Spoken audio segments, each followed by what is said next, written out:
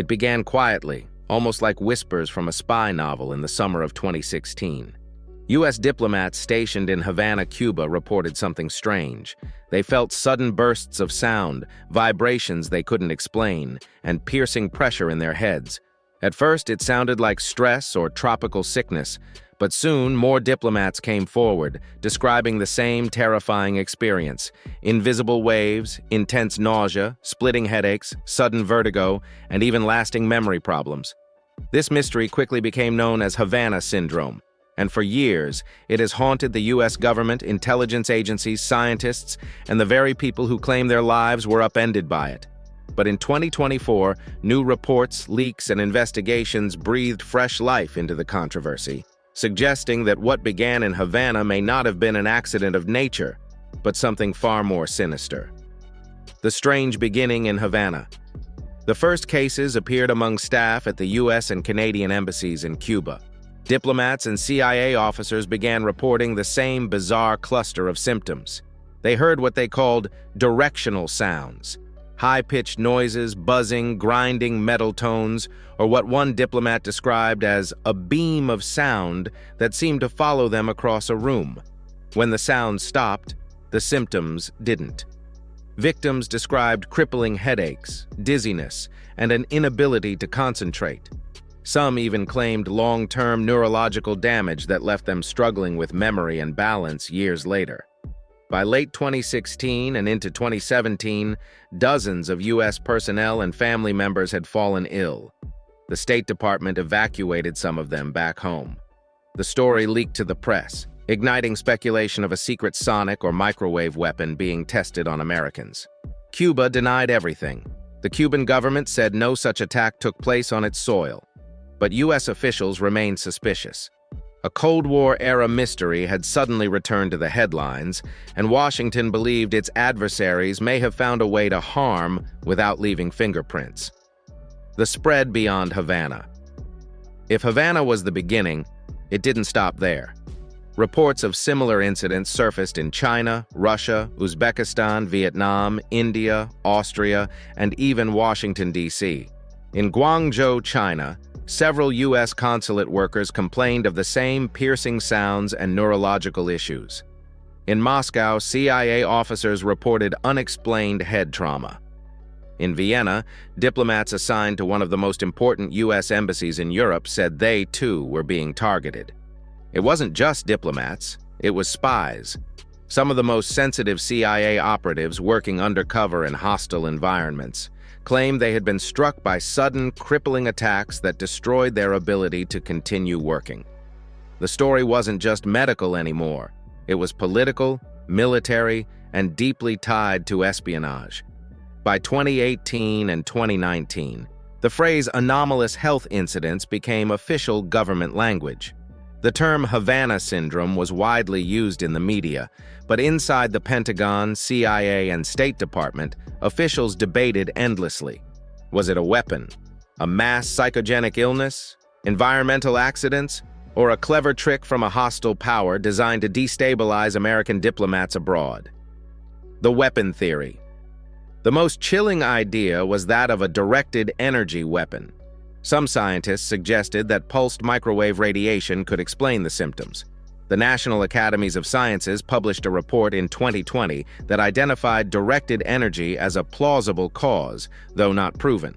This weapon, if it existed, could focus energy at a distance, causing inner ear damage, neurological disruption, and the sensation of sound without actual noise. It wouldn't leave clear forensic traces, and it could be used silently, covertly, in crowded urban settings. Military scientists pointed to past experiments during the Cold War, when both the U.S. and Soviet Union researched microwave weapons. In fact, the U.S. Embassy in Moscow had been bombarded with low-level microwaves for decades in the mid-20th century, though with no confirmed link to illness. If Russia had perfected such a weapon, it would explain why CIA officers and diplomats in Russia, China, and Europe were among the targets. Victims in their own words. The heart of this story is not just theory, but the people who lived through it. Take Mark Lindsay, a U.S. State Department security officer in Guangzhou. He described hearing strange, high-frequency sounds in his apartment, followed by intense headaches, dizziness, and disorientation. His wife and young children experienced it too. Lindsay became one of the most outspoken voices demanding accountability. In interviews, victims described their lives being turned upside down. Some were forced to leave careers in diplomacy and intelligence. Others suffered chronic symptoms, difficulty concentrating, balance problems, or persistent pain. One CIA officer compared the experience to having her brain split open by invisible force. Another diplomat described collapsing in his hotel room in Vietnam after feeling sudden waves of pressure in his skull. For them, this wasn't theoretical. It was real, terrifying, and lasting. The 2024 investigations. In early 2024, the Havana Syndrome mystery flared back into the spotlight. A joint investigation by 60 Minutes, Der Spiegel, and The Insider dropped a bombshell. Russian military intelligence, specifically the infamous GRU Unit 29155, was linked to some of the incidents. Unit 29155 had already been tied to assassination attempts, poisonings, and covert destabilization campaigns across Europe. Journalists uncovered travel records and testimony suggesting GRU operatives were present in the same cities and times where Havana Syndrome cases occurred. Some sources claimed Russia had been testing portable directed energy devices designed to disable enemy personnel without leaving physical evidence. If true, Havana Syndrome was not just an unexplained illness. It was an act of covert warfare. But almost immediately, U.S. intelligence agencies pushed back. Conflicting intelligence. A new review by 7 U.S. intelligence agencies released in 2024 delivered a frustrating conclusion. 5 of the agencies said it was very unlikely that a foreign adversary was responsible for the majority of Havana Syndrome cases. But 2 agencies broke ranks. They admitted there was a chance that some incidents could have been caused by foreign weapons research, possibly involving directed energy. Still, even those assessments were given with low confidence. The contradiction deepened the mystery. Was Russia responsible? Or was this mass psychogenic illness fueled by fear and stress? Were the symptoms real but caused by natural factors, crickets, faulty equipment, or chemical exposure? The truth remained elusive. The debate. By 2024, Havana Syndrome was more than a medical case. It was personal for victims seeking care, political for agencies avoiding admitting a security breach, and puzzling for scientists divided over weapon theories versus lack of evidence. Journalists and lawmakers pressed for transparency, but years of investigations still left no clear answer. The human cost. Behind the theories and politics, there were families struggling with the aftermath, diplomats who could no longer work, CIA officers who left the field with damaged health, children who suffered unexplained symptoms after their parents were targeted. Support groups formed, lawsuits were filed, and victims kept asking the same question: who did this to us, and why? For many, the silence was worse than the attack itself. Where things stand.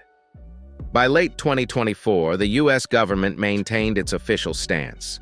Most Havana Syndrome cases are unlikely to be caused by foreign weapons.